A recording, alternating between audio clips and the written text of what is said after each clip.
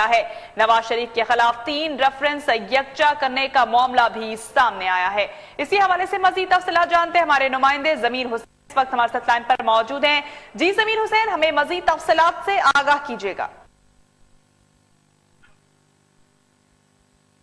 جی بالکل، سابق وزیراعظم میاں محمد نواز شریف، کیپٹن ریٹائرڈ صفدر اور مریم نواز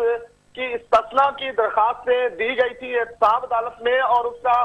فیصلہ بھی سنا دیا گیا تھا، لیکن آج اس کا تحریری حکم نامہ جاری کر دیا گیا ہے اور تحریری حکم نامے میں باقاعدہ طور پر استثناء کی درخواستوں کو مسترد کیا گیا اور بتایا گیا ہے کہ استثناء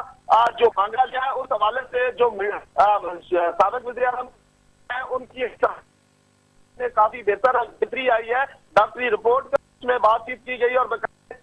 ذکر کیا گیا اس چیز کا کہ ان کے 6 دفعہ کیموتھراپی ہو چکی ہے اور ان کی طبیعت میں بھی بہتری آئی ہے، اور مزید یہ کہا گیا ہے کہ استثناء کی درخواست کو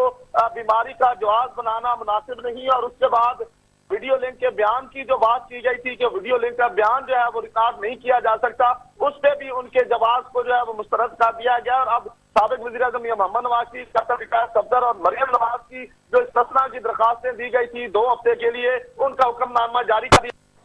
ٹھیک ہے، استثناء کے حوالے سے احتساب عدالت کی جانب سے تحریری حکم نامہ جاری کر دیا گیا ہے۔ بہت شکریہ ضمیر حسین ہمیں تفصیلات سے آگاہ کرنے کے لیے۔